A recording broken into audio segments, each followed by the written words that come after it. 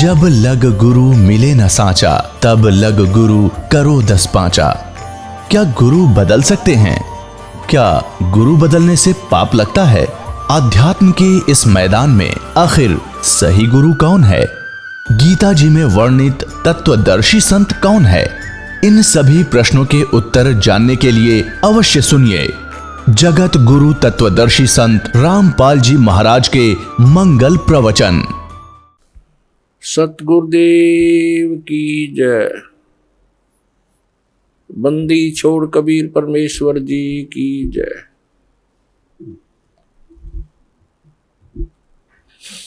बंदी छोड़ गरीबदास जी महाराज जी की जय। स्वामी रामदेवानंद जी गुरु महाराज जी की जय।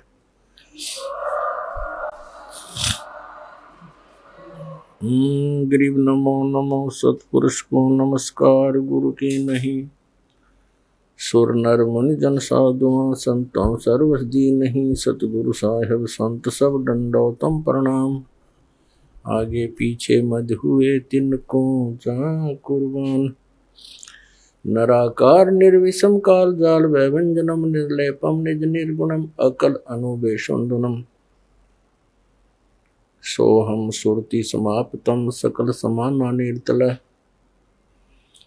उज्ज्वल हीरंबर हरदमम वे परवा अथाह वार पार नहीं मध्यतम। ग्रीब जो सुमर सिद्ध होई गणनायक गद्दाना। करो अनुग्रह सोई पारस पद परवाना। आदि गणेश मनाऊं गणनायक देवन देवा। चरण कमलो लाऊं आदंत करूं सेवा। परम शक्ति संगीतम रिद्धि सिद्धिदाता सोई। अवगत गुण अतीतम सतपुरुष निर्मोही। जगदम्बा जगदीशम मंगल रूप मुरारी। तन मन अर्पों शीसम भक्ति मुक्ति भंडारी। सुर नर मुनि जन ध्यावे ब्रह्मा विष्णु महेशा। शेष शेष मुख गावे पूज्य आदि गणेशा। इंद्र कुबेर सरीखा वरुण धर्म राय ध्यावे। समर्थ जीवन जी का मन इच्छा फल पावे। 33 कोटि अदारा ध्यावे शेष 88। उत्तर बहुजल पारा कट है यम की फांसी। 33 कोटि अदारा जावे शेष 88। उत्तर बहुजल पारा कट है यम की फांसी। सत साहिब कर जोरूं विनती करूं। धरूं चरण पर शीश। गुरु जी राम देवानंद जी महाराज ने दियो नाम बख्शीश। कोटि कोटि सिजदा करूं कोटि कोटि प्रणाम। चरण कमल में राखियो मैं बंदी जाम गुलाम। कुत्ता हूँ गुरुदेव का रामपाल दास का नाम। गले प्रेम की जेवड़ी जाखें तो वहाँ जाऊं। तो करो तो बावड़ो दूर दूर करो तो जाऊं। जो राखो तो ही रहूं जो देव सुख। परम पिता परमात्मा पूर्ण ब्रह्म सारी सृष्टि के रचनहार कुल मालिक कबीर देव कबीर साहब अल्लाहु अकबर जी की असीम कृपा से आप पुण्यात्माएं सत्संग सुनने के लिए उपस्थित हुए।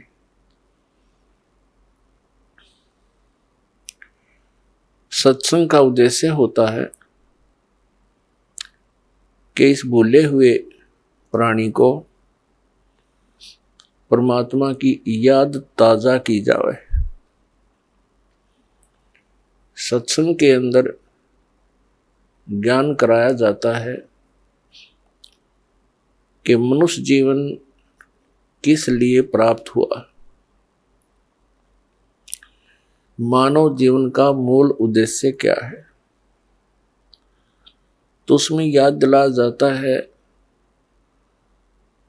कि महापुरुषों की वाणी प्रमाण के अंदर ली जाती है और वो अमर वाणी जो परमात्मा स्वयं आकर के यथार्थ ज्ञान हमें सुनाते हैं, जिसको गीता जी अध्याय नंबर 4 के श्लोक 32 में सच्चिदानंद घन ब्रह्म की वाणी कहा है, कबीर वाणी कहा है।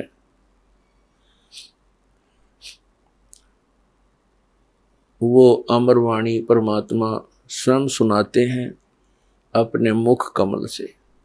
तो इन महापुरुषों की और परमात्मा की उन अमर वाणियों को आधार बनाकर सत्संग सुनाया जाता है और उसके अंदर, सत्संग के अंदर सभी सद्ग्रंथ भी आधार बनाए जाते हैं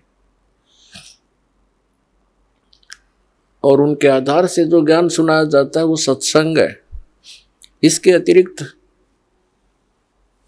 अन्य कोई वचन सुनाते हैं, प्रवचन सुनाते हैं, सत्संग करते हैं और वो हमारे पवित्र सद्ग्रंथों से या उन महापुरुषों की अमर वाणी से या परमेश्वर कबीर जी की अमर वाणी से मेल नहीं खाते हैं, तो वो सत्संग नहीं है, क्योंकि उनके अंदर सत्य नहीं है, सत्य का अभाव है।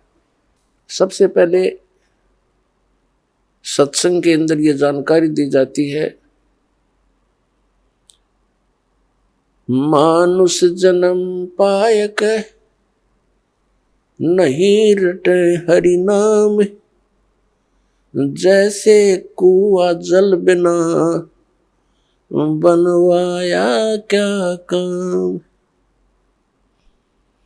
मानुष जन्म दुर्लभ है मिले न बारंबार, जैसे तरवर से पत्ता टूट गिरे वो बहुर न लगता डर।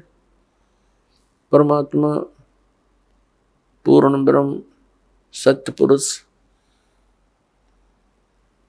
कबीर देव जी, कबीर साहब, जो काशी शहर के अंदर एक जुलाहे की भूमिका करके और परमात्मा जो गुण रखता है उसका प्रमाण दे करके अपनी अमृत वाणी को उच्चारण करके यथार्थ ज्ञान देकर वो सहशरीर आए थे, सहशरीर चले गए। वो पूर्ण परमात्मा है और परमात्मा के ज्ञान को परमात्मा ही बता सकते हैं। जीव तो अटकल लगाते हैं। कुछ श्रद्धालु कहते हैं संत को चाहिए कि वो अपना अनुभव बतावे, किन्हीं सदग्रंथों या पोथियों का सहारा ना ले। ऐसे विचार रखने वाले व्यक्तियों का ये भी मानना होता है कि सभी जितने भी ग्रंथ हैं ये मानव की रचनाएं हैं, उनका अपना अनुभव है। पुण्यात्माओं, ये सब अज्ञान आधार से ही प्राणी बोल सकता है और इस अज्ञान को हटाने के लिए सत्संग की आवश्यकता पड़ती है। जैसे देश का संविधान होता है, वो भी एक पुस्तक है और वो भी एक मानव ने लिखी है। आपकी बात बड़ी करके चले और कोई अन्य मानव अपने सत्र का और विधान बनाकर लिख दे और छपवा दे और बांट दे, तो उसकी क्या वैल्यू है, क्या यूज है, क्या लाभ हुआ उसका? वो व्यर्थ है। इसी प्रकार परमात्मा के विधान को लिखने वाला भले ही कोई मानव है, जैसे श्री वेद व्यास जी और श्री धर्मदास जी और श्री गोपाल दास जी, लिखने वाले मानव हैं, लेकिन वो संविधान परमात्मा का है, और उस विधान के अनुसार जिसके वचन नहीं है, उस संविधान यानी परमात्मा के विधान ज्ञान अनुसार किसी अन्य व्यक्ति, ऋषि महर्षि या किसी संत मंडलेश्वर महंत की वो पुस्तक परमात्मा के विधान से मेल नहीं खाती है तो व्यर्थ है। दूसरी बात रही कि संत को चाहिए कि वो अपना अनुभव बतावे, पुस्तकों का आधार ना माने। ये भी एक बालक के विचार हो सकते हैं जिसने कभी विद्यालय देखा ही ना हो। जैसे टीचर होते हैं, विद्यालय में पढ़ाते हैं अध्यापक, उनका एक निर्धारित पाठ्यक्रम होता है, सिलेबस कहते हैं उसको, और जो टीचर सिलेबस से बाहर ज्ञान देता है और सिलेबस के अनुसार ज्ञान नहीं देता है, वो भले ही उसको पढ़कर सुनावे या उसको याद करके वैसे सुनावे, वचन वही होने चाहिए जो पाठ्यक्रम की पुस्तकों में विद्यमान है। तो वो टीचर ठीक है, हितैषी है, और जो उन पाठ्यक्रम की पुस्तकों से हटकर अपनी कोई अन्य बकवाद सुनाता है तो वो टीचर ठीक नहीं। अब जैसे परमात्मा की जानकारी परमात्मा ने आकर बता दी और उन्होंने ये भी ज्ञान दे दिया कि तुम ऐसे ऐसे करो जिस कारण से तुम वहां उस स्थान को प्राप्त कर लोगे जहां जाने के बाद फिर लौटकर संसार में कभी नहीं आना पड़ता। उसको पूर्ण मोक्ष कहते हैं।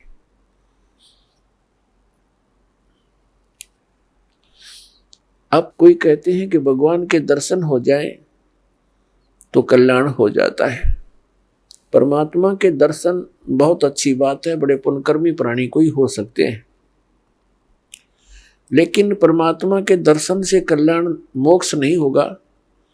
परमात्मा ने आकर के जो ज्ञान दिया है उसके अनुसार भक्ति साधना, नाम की कमाई, यज्ञ हवन, जो भी जानकारी दी है उनके करने से मोक्ष होगा। उदाहरण के लिए जैसे पवित्र हिंदू धर्म के अंदर हम मानते रहे और मानते हैं जब तक ये ज्ञान नहीं होता कि भगवान शिव जी और उनकी धर्मपत्नी पार्वती जी इकट्ठे ही रहते थे एक ही परिवार में, और सबसे ज्यादा दर्शन पार्वती ही किया करती थी, लेकिन कल्याण नहीं हुआ। कल्याण हुआ उसका जब उनको भगवान शिव ने वो मंत्र दिया और पार्वती जी ने जाप किया, तब उनका उतना कल्याण हुआ जितना भगवान शंकर जी के द्वारा दिए गए मंत्र से होना है। लेकिन वो कंप्लीट मोक्ष नहीं है। फिर भी जो विषय है उसी से चलते हैं। कहने का भाव ये है कि भगवान के दर्शन पुण्यकर्मी प्राणी को ही होते हैं, लेकिन संत जो बताते हैं, परमात्मा जो ज्ञान देकर जाते हैं, उसके अनुसार साधना करने से ही मोक्ष होगा। नाम की कमाई करनी पड़ेगी। कुछ एक ऐसे सिरफिरे संत हैं, वो ये कहते हैं नाम की कमाई कुछ काम नहीं करे, नाम का जाप करने की कोई आवश्यकता नहीं, सतगुरु पार कर देगा। वो टीचर नहीं, वो दुश्मन है विद्यार्थियों का, जो विद्यार्थियों को ये कहता है कि तुमने पढ़ने की आवश्यकता नहीं, टीचर पास कर देगा। और ये अपने आप में संत भी कहते हैं, और श्रद्धालु इनके पास भी इकट्ठे होकर के संत मान करके इनके गुणगान करते हैं इनके विचार सुनते हैं, फॉलोअर बन जाते हैं। इसका कारण क्या है कि हमें बिल्कुल ज्ञान नहीं है अध्यात्म का, और जब तक हमें अध्यात्म ज्ञान नहीं होगा ये संत हमारा ऐसे ही अंडोला बनाए रखेंगे। किसी ने 4 अटपट बातें अलग से कर दी, हमने ऐसा लगेगा कि ये पूर्ण संत है। तो दास का उद्देश्य है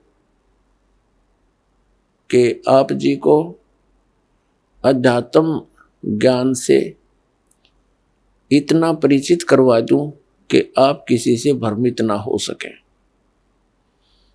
नाम दे देना ये तो आसान सी बात है, उसका आपने सिमरण करना है, बहुत अच्छी बात है। लेकिन बने बनाए काम ने बिगाड़ दिए। कोई सिर फिरा के कि वो संत पूर्ण है, वो ऐसा बताता है, वो ऐसा करता है, तो आप जी उनको इस ज्ञान के आधार से अपने सतर से ही रिजेक्ट कर दो कि नहीं, आप भ्रमित हैं, आप जी को ज्ञान नहीं। तो पुण्यात्माओं, अपना अनुभव बताना अच्छी बात है, लेकिन वो अनुभव उन सदग्रंथों से मेल खाता हो। जैसे एक थ्योरी होती है, जैसे बच्चे प्रैक्टिकल करते हैं लैब में, तो प्रैक्टिकल करने से पहले उनको एक लिखित विधान, उसकी प्रक्रिया दी जाती है। फिर बच्चे उनको पढ़ते हैं कि कौन सी कैसे कैसे करना है, उसको पढ़कर फिर वो प्रैक्टिकल करते हैं। तो ये ज्ञान जो है ये एक थ्योरी है, यानी ये लिखित जानकारी है जो प्रैक्टिकल हम करने जा रहे हैं। जिनकी थ्योरी ही गलत है तो प्रैक्टिकल भी ऑटोमेटिकली गलत होगा। तो हमारे जो सदग्रंथ है ये हमारी थ्योरी है, और परमात्मा के जो साधन उसमें वर्णित है वो करना हमारा प्रैक्टिकल है। फिर उनके करने से जो उपलब्धि होगी वो भी सदग्रंथों में लिखा हुआ है। फिर वो बताने की आवश्यकता कैसे पड़ेगी, अपना अनुभव बताओ। तो इस प्रकार ये भ्रमित व्यक्ति कदम कदम पर बैठे हैं, भ्रमित करने वाले। श्रद्धालुओं की कमी नहीं, श्रद्धालु को तो परमात्मा की एक विशेष कसक होती है और वे परमात्मा के लिए भटक रहे हैं। आत्मा जब से मालिक से बिछुड़ी है, इसको उसी समय से उसकी आवश्यकता महसूस हो गई थी। जिस भक्त आत्मा ने सृष्टि रचना सुन रखी है तो उनको ज्ञान है कि पहले तो हम अपनी स्वेच्छा से इस काल भगवान के साथ लग गए और भगवान से विमुख हो गए, और जिसमें ये प्रकृति दुर्गा देवी जी इस काल भगवान के पास छोड़ी गई, उसी समय से इस काल ने हमारे साथ दुर्व्यवहार प्रारंभ कर दिया, और उसी दिन से और आज तक हमें सिवाय परेशानी के कुछ नहीं मिला। तो उसी समय इसको महसूस हो गया था, इस दुर्गा को पुकार की थी, भगवान मुझे बचा ले। अपने पैर पे कुआड़ा मार के हम यहाँ आए हैं और पुकार करते हैं भगवान बचा ले। अभी तक हम उस भगवान से प्रार्थना करते रहे जो हमें दुखी तो कर सकता है, सुखी नहीं कर सकता। वो कौन है? ये ब्रह्म है, ज्योति निरंजन काल है, जिसके लोक में हम यहां रह रहे हैं। और इसके 3 पुत्र हैं, रजगुण श्री ब्रह्मा जी, सतगुण श्री विष्णु जी और तमगुण श्री शिव जी। हम इनसे भी अर्ज करते हैं हमारी रक्षा करो। ये अपनी रक्षा नहीं कर सकते क्योंकि ये सक्षम नहीं है, ये समर्थ नहीं है। ये भी अपने कर्म के दंड को ही भोगते हैं, और इनको इतना ही अधिकार दिया हुआ है कि जो जैसे कर्म करेगा वैसा ही फल तुम दे सकते हो, इससे हटकर आप कुछ नहीं कर सकते। ये केवल हमें अपना किया कर्म ही दे सकते हैं, और ये काल भगवान के अधीन है, ये विवश हैं, और अपने ही ये भाई बहन हैं, इनकी पिछले पुण्य कर्म अधिक है, इनको उच्च पोस्ट प्राप्त मिल गई इस ब्रह्मांड की। लेकिन ये आपके साथी हैं, दुश्मन नहीं, लेकिन ये विवश हैं, इस काल भगवान के संकेत के बगैर ये कुछ नहीं कर सकते, और इनको केवल जैसा कर्म प्राणी करता है वैसा ही फल देने का ही अधिकार है, इसे हट कर नहीं। ना ये किसी को सुखी कर सकते और ना ये किसी को दुखी कर सकते। इनसे हटकर जो और अन्य देवता हैं उनकी तो बात ही छोड़ो। तो कहने का भाव ये है कि जब से हम भगवान से बिछड़े हैं, संकटों को झेल रहे हैं, माँ कष्ट उठा रहे हैं, और ऐसे ही तड़प तड़प कर हम शरीर त्याग जाते हैं, और हम भगवान से पुकारते भी रहते हैं, सुनाई बिल्कुल नहीं होती है, जो कष्ट आना है आ ही जाता है। तो हम किस भगवान से पुकार करते हैं जो सुख दे ही नहीं सकते, और जो भगवान हमें सुख दे सकता है हमारे प्रारब्ध के अंदर यानी किस्मत में लिखे हुए पापों को नाश कर सकता है, क्योंकि पापों के नाश होने से ही सुख हो सकता है जीव को। तो उसकी हमें जानकारी नहीं, उसका ज्ञान नहीं, क्योंकि इसका काल ने अपने बहुत से एजेंट तैयार कर रखे हैं जो संत कहलाते हैं, महंत कहलाते हैं। मंडलेश्वर आचार्य और शंकराचार्य कहलाते हैं। इन्होंने पूरे मानव को भ्रमित कर दिया, और साथ में ये काजी और मुल्ला और पीर और ये ईसाई धर्म के फादर, ये सब भ्रमित हैं। इनको किसी को भी अध्यात्म पूर्ण ज्ञान नहीं। ये सब काल के एजेंट हैं, इस ब्रह्म के ही पुजारी हैं, और हमने पूजा करनी है परम अक्षर ब्रह्म की। वो परम अक्षर ब्रह्म ही सब पापों को नाश कर सकता है,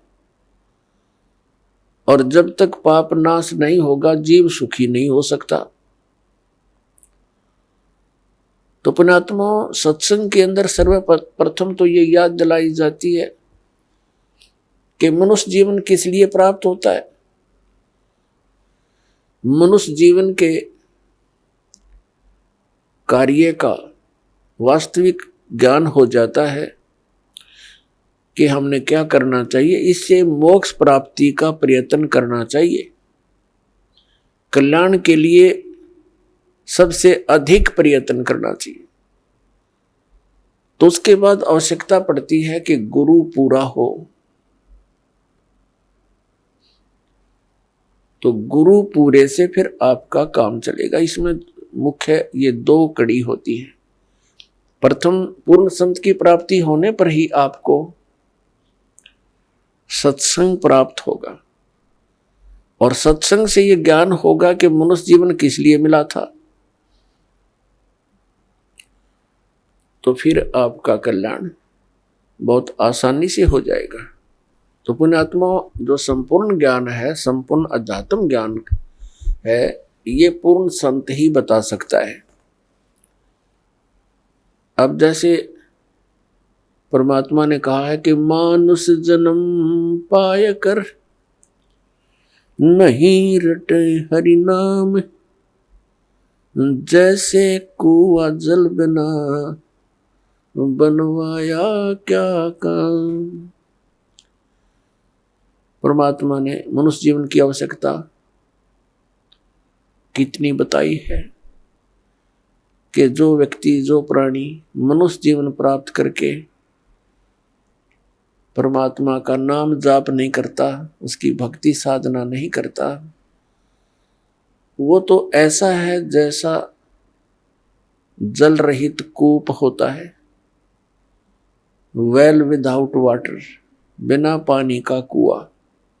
उसका नाम कूप अवश्य है जिसमें जल नहीं, लेकिन गुण कूप के नहीं। ठीक इसी प्रकार जो व्यक्ति परमात्मा की भक्ति नहीं करते तो वो ऐसे हैं जैसे जल रहित कूप। उसका नाम मनुष्य अवश्य है लेकिन गुण मनुष्य के नहीं हो सकते। उसके लिए सत्संग की आवश्यकता पड़ती है और सत्संग के अंदर ये याद दिलाया जाता है कि परमात्मा की भक्ति किस लिए करें। परमात्मा की भक्ति इसलिए करें कि परमात्मा याद दिलाते हैं, साहेब से चतला ले रे मन गर्भ गुमानी। साहेब में भगवान से, परमात्मा से चतला, विशेष कसक बना भगवान की तरफ। अरे मन गर्भ गुमानी, हे अभिमानी मन, परमात्मा की तरफ लग जा। क्यों लग जा, किस लिए, क्या कारण है? ना लगने से क्या हानि है, लगने से क्या लाभ है? ना भी कमल में नीर जमा, तेरा दीना मैल बनाए। नीचे जठरा अग्नि जल थी, वहां तेरी करी सहाय। नीचे शीस चरण ऊपर को, वो दिन याद कराए।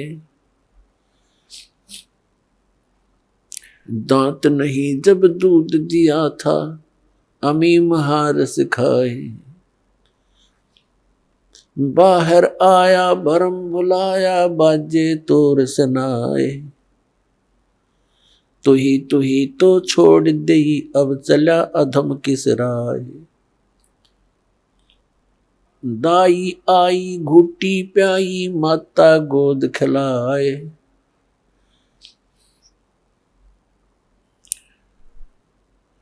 तू ही तो छोड़ दिया, इब चला अधम किस राय। अब क्या बताते हैं परमात्मा कि जब तू मां के गर्भ में था, एक विशेष संकट को झेल रहा था। नीचे को सिर था, ऊपर को पैर तेरे। और जब आपत्ति आती है, यह प्राणी परमात्मा को याद अवश्य करता है। मां के गर्भ में इस प्राणी को पूरी चेतना होती है कि मैं किस कारण से इस जेल में फंसा हूं। उस समय वो परमात्मा से अर्ज करता है, हे भगवान, एक बार मेरा संकट निवारण कर दे, मुझे बाहर निकाल दो, फिर आजीवन आपकी भक्ति करूंगा, 2 रोटी के लिए धंधा भी करूंगा, मालिक तेरी भूल नहीं करूंगा। उस समय उसको अपने पिछले जन्म जन्मांतर की फिल्में देखने को मिलती हैं अपने ही अंतःकरण में,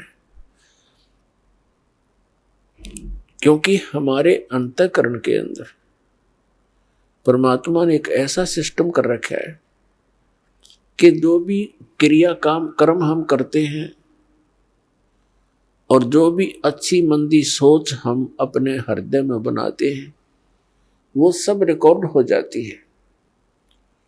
जब तक जीव मोक्ष प्राप्त नहीं करता, तब तक उसके अंतःकरण में उसके सर्व कर्म अंदर फीड रहते हैं।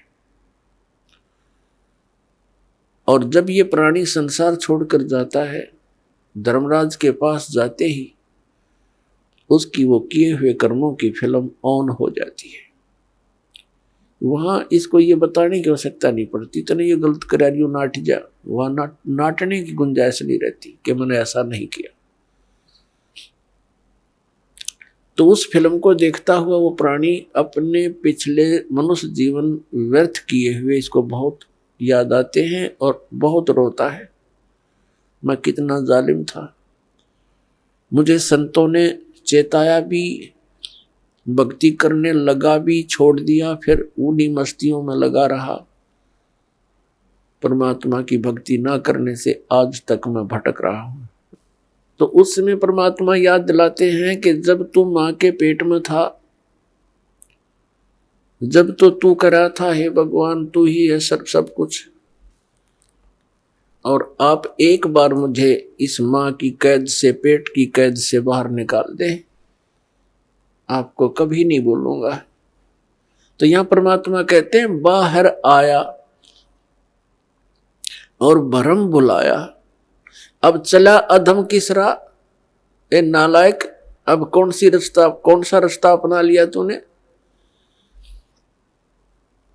क्या बताते हैं कि 10 वर्ष खेलते बीते लीना ब्याह करवा। पहले बचपन में ब्याह हो जाते थे, उस समय की वाणी है ये। 10 वर्ष खेलते बीते लीना ब्याह करवा, और तरुणी नारी से बना गरबारी, अब चला मूल गवा। परमात्मा ये नहीं कहते कि ब्याह ना करवाओ, कहने का भाव यू है कि इससे काम ना लगे रहो, इस मनुष्य जीवन के एक मुख्य कार्यों को और इसमें साथ जोड़ लो, और उसके बिना तो ये सारा काम व्यर्थ है, और उसके साथ हो जाने से सारी सफलता। जब व्यक्ति महादुखी हो जाता है, अपने सतर के सब प्रयत्न ये कर लेता है, चाहे राजा भी क्यों न हो, तो उसको भगवान की आवश्यकता महसूस होती है।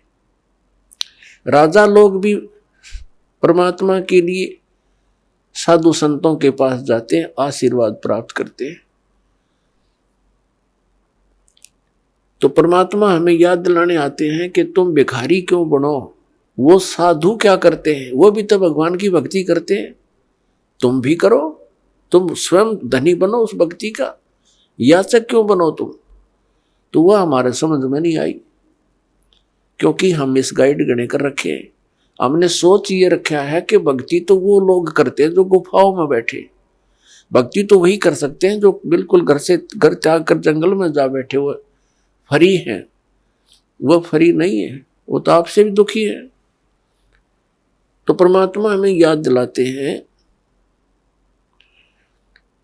कि तरुणी नारी से गरबारी और चाला मूल गवा। मूल का अर्थ है जो अपने मनुष्य जीवन के श्वास रूपी पूंजी, जो मूल धन तुझे प्राप्त हुआ था। ये मनुष्य जीवन के जितने श्वास हैं ये आपका धन है, ये मूल धन है। और इस मूल धन से हमने आगे व्यापार करना था, सौदा करना था, और इसको दुगना तिगना चौगुना करना था।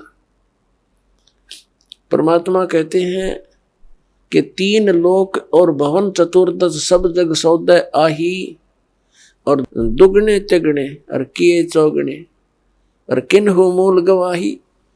3 लोक और भवन चतुर्दश ये सभी अपने सौदे के लिए आए हुए हैं।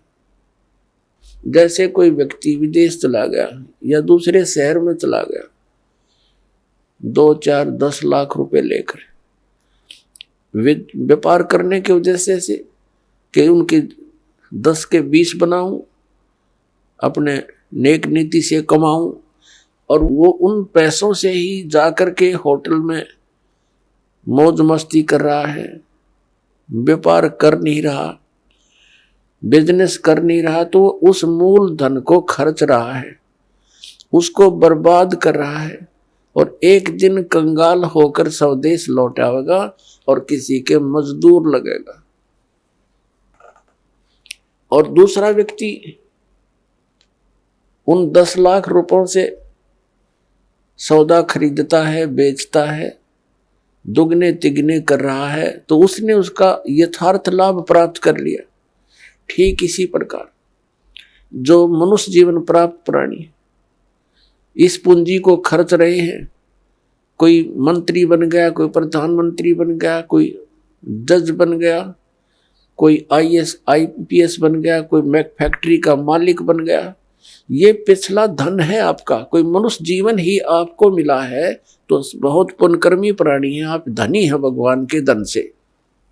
जिसको मनुष्य जीवन प्राप्त है वो मूल धन पूरा लिए हुए है।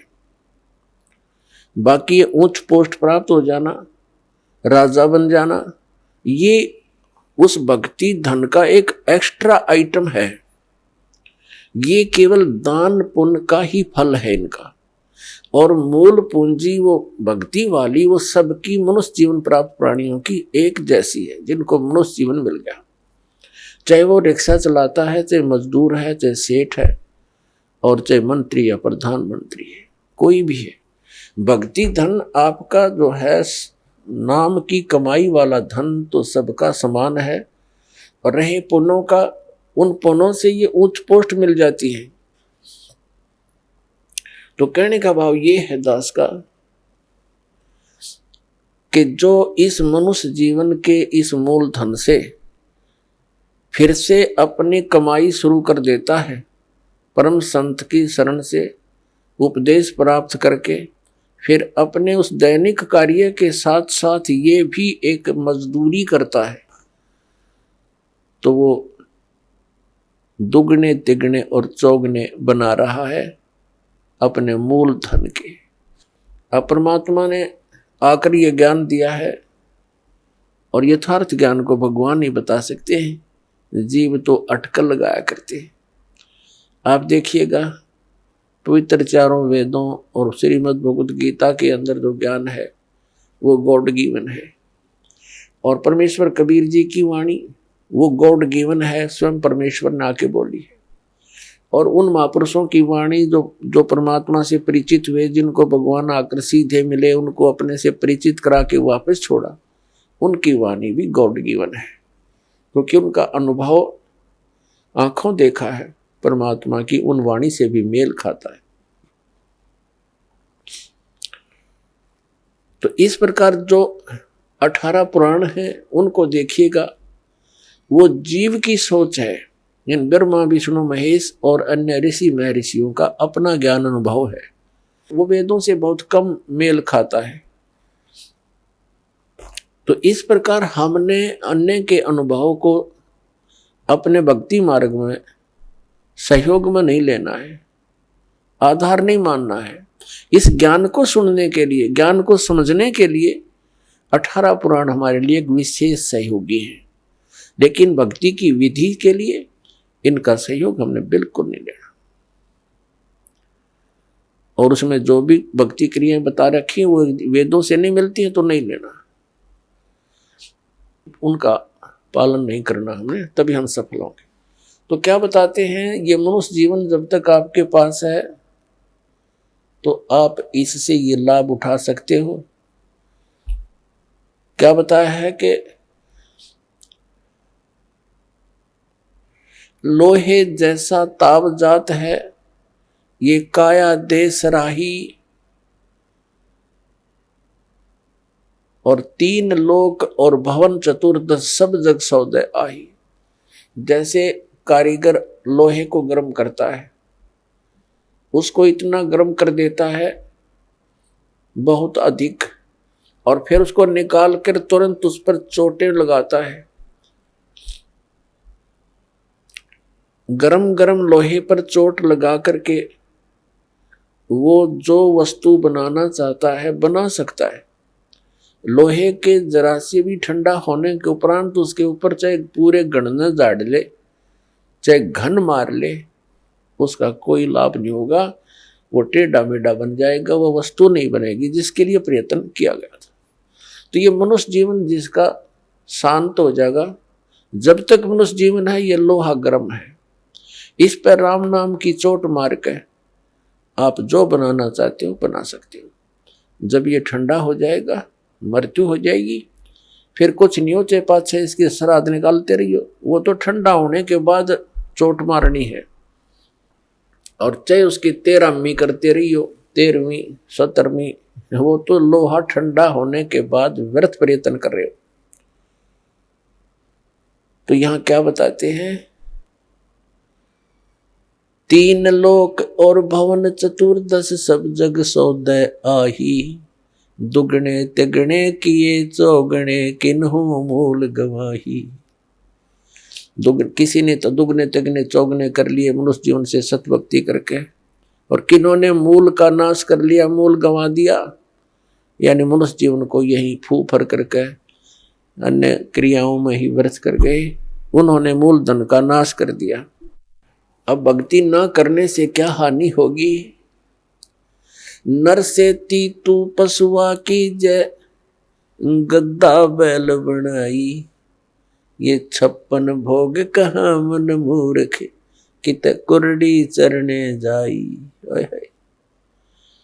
पुण्यात्मा, हम मनुष्य जीवन प्राप्त करके उन सभी सुविधाओं को प्राप्त कर लेते हैं जो भगवान मनुष्य जीवन प्राप्त प्राणी को देता है। वो क्यों देता है? इसलिए देता है कि इन सुविधाओं को प्राप्त करके ये भक्ति कर लेगा, अपना कल्याण करा लेगा।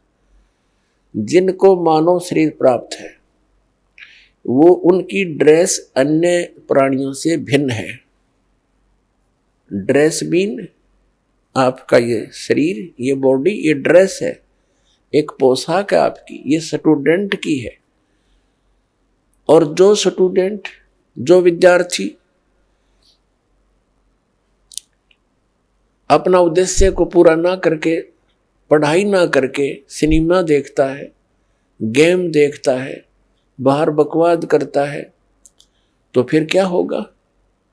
वो अपना जीवन नाश कर रहा है, वो अपने उद्देश्य से भटक चुका है। और फिर क्या बनेगा? वो मजदूर लगेगा और कहीं मिट्टी ढोएगा, रिक्शा चलाएगा, पल्लेदारी करेगा। जिस उद्देश्य से वो विद्यालय में गया था उससे चूक गया, वो लाभ प्राप्त नहीं कर सका। ठीक इसी प्रकार आप जी, जिनको भी मानव शरीर प्राप्त है, चाहे वो रिक्शा चालक है, चाहे कोई मजदूर है, चाहे कोई धनी व्यक्ति है, चाहे अधिकारी कर्मचारी है, या कोई मंत्री, प्रधानमंत्री, मुख्यमंत्री, राष्ट्रपति है, ये सब स्टूडेंट हैं। और जो ये भक्ति साधना नहीं कर रहे वो अपने उद्देश्य से भटक चुके हैं। माता पिता से प्राप्त उस धन का वो दुरुपयोग कर रहे हैं। हमारा माता पिता कौन है? कबीर भगवान। उसने हमें ये पूंजी दे करके आपको फ्री कर रखा है। जैसे बच्चे को माता पिता 15-16 वर्ष तक बिल्कुल फ्री कर देते हैं, बढ़िया कपड़े देते हैं, बढ़िया खाना देते हैं, कोई काम भी नहीं लेते हैं, पैसे भी खूब खर्च करते हैं, तुम किसी प्रकार अपना उद्धार करवाओ, अपनी शिक्षा पूरी कर लो। तो पुण्यात्मा, परमात्मा ने आपको वो धन देकर यहाँ एक विशेष ड्रेस पर रखी है। इसमें विशेष सुविधाएं हैं जिससे आप भक्ति कर सकते हो। बच्चे को इसलिए सुविधा दी जाती है, विद्यार्थी को, कि उन इन सुविधाओं को प्राप्त करके ही वो अपनी भक्ति, वो पढ़ाई कर सकता है, तभी सफल हो सकता है। तो आप जी को परमात्मा ने ऐसी सुविधाएं दी हैं, खाने के लिए सुंदर अन्न, फल, आहार, काजू किस्म, सेब, संतरे, दूध, दही और सद्बुद्धि दे रखी। मकान झोपड़ी घालो, प्राकृतिक आपदाओं से बचने के लिए भूख लगे जब भोजन खा लो, प्यास लगे जब जल पी लो, सब उपलब्ध है। उसके साधन बता दिए, जल ऐसे मिलता है। और फिर करना क्या था? बस बच्चे पैदा करो, इनको ब्याहो, इनको बस पाल पोस दो, फिर मर जाओ। क्या यही काम था इसका? ये तो पशु पक्षी भी कर रहे हैं। इसके साथ साथ एक अनिवार्य कार्य था जिसका हमें पता चलकर भी हम इस पर नहीं चल सके, क्योंकि संत साधु जन जितने हैं वो बताते हैं, समझाते भी हैं, लेकिन उनके वचन में शक्ति नहीं, उनके पास वो पावर नहीं, उनके पास वो भक्ति मंत्र नहीं जिसे प्राप्त करके प्राणी फिर आगे इस मार्ग को आगे चल सके। जिस कारण से अब मानो नास्तिकता की ओर बढ़ रहा है। तो मनुष्य जीवन आपको प्राप्त हुआ, इसकी उपलब्धि ना करने से, भक्ति ना करने से फिर क्या होगा? नर से तीतू पशुआ की जय, गद्दा बैल बनाई। ये 56 भोग कहाँ मन बोरे, कहीं कुरडी चरने जाई। पुण्यात्मा, जब तक हम सत्संग नहीं सुनते तब तक हमारे ऊपर इस काल के माया व रूपी भांग का घना नशा होता है। कबीर साहब कहते हैं, कबीर ये माया अटपटी, सब गट आण अड़ी, और किस किस ने समझाऊं या कुएं भांग पड़ी। जिस संसार में हम रह रहे हैं यहाँ प्रत्येक व्यक्ति के एक ही विचार हैं और एक जैसे ही उसकी गाइडलाइन होती है अपने बच्चों को, कि भाई अपना बच्चे को शिक्षा के लिए भेजते हैं तो भी उद्देश्य यही बताते हैं कि तेरा रोजगार ठीक हो जाएगा, यानी जो भी ट्रेनिंग हमें मिलती है, रोजी रोटी और कपड़ा और कोठी इनके बनाने की ही मिलती है। तो उस समाज में रह करके आप अपना उद्देश्य भूल चुके हो। सत्संग में आने से कुछ समय आपको भगवान देता है, निश्चिंत होकर सत्संग सुनते हो और बहन भाइयों से मिलते हो, उनसे भी आपको फिर धीरे धीरे ये ज्ञान सुनने को मिलता है, तो आपकी रुचि बन जाती है।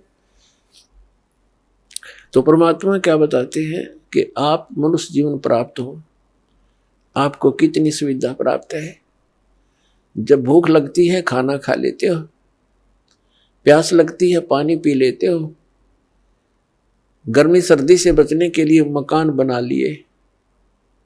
ये वैसे मकानों की आवश्यकता हमने इतनी चाहिए थी कि आवश्यकता से अधिक ना बनाए इनको।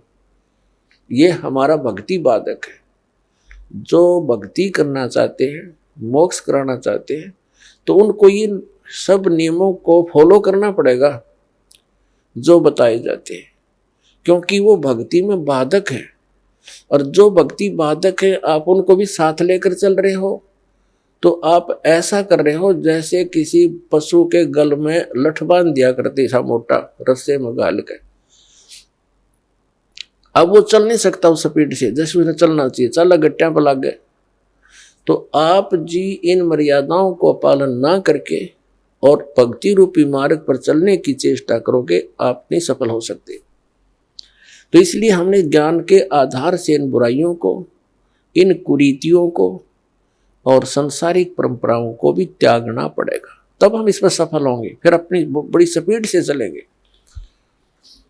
जैसे मकान बना लिया, ठीक है, आजकल परमात्मा ने दया कर रखी है, बढ़िया सुविधा आपको प्राप्त है, मकान बना लो, जैसा आवश्यक हो उतना ही, केवल उसी के लिए कि बढ़िया कोठी बनाऊं, लोगों का प्रशंसक बन जाऊं।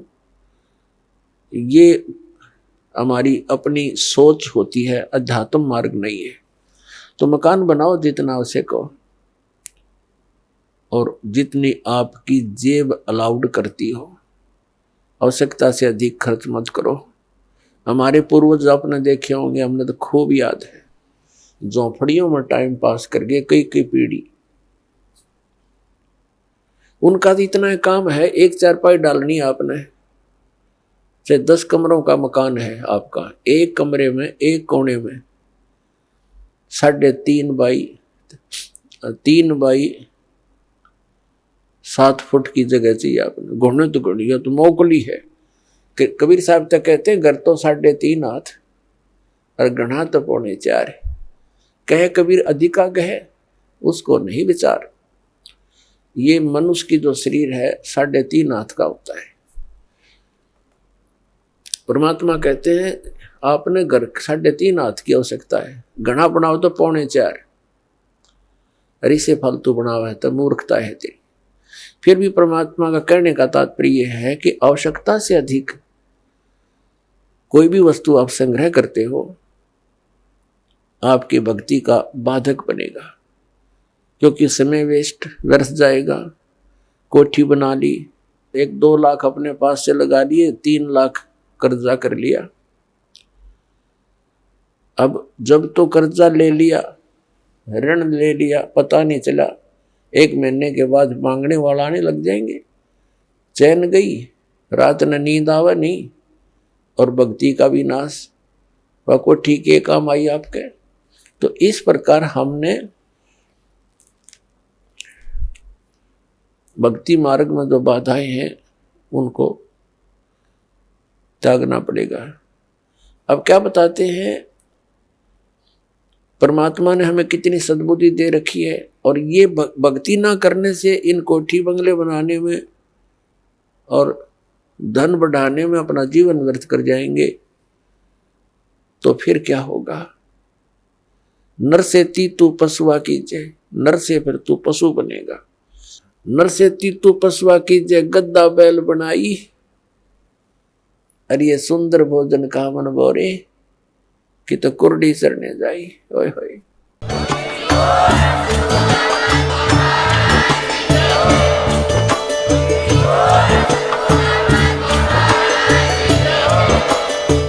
सुन रहे थे जगत गुरु तत्वदर्शी संत रामपाल जी महाराज जी के मंगल प्रवचन। अधिक जानकारी के लिए विजिट कीजिए हमारी वेबसाइट www.jagatgururampalji.org। संत रामपाल जी महाराज जी के शुभ आशीर्वाद से पूरे विश्व भर में 500 से भी ज्यादा नाम दीक्षा केंद्र हैं, जिन पर संत रामपाल जी महाराज जी द्वारा ऑनलाइन निशुल्क नाम दीक्षा दी जा रही है। अपने नजदीकी नाम दीक्षा केंद्र का पता करने के लिए संपर्क करें 8222880541।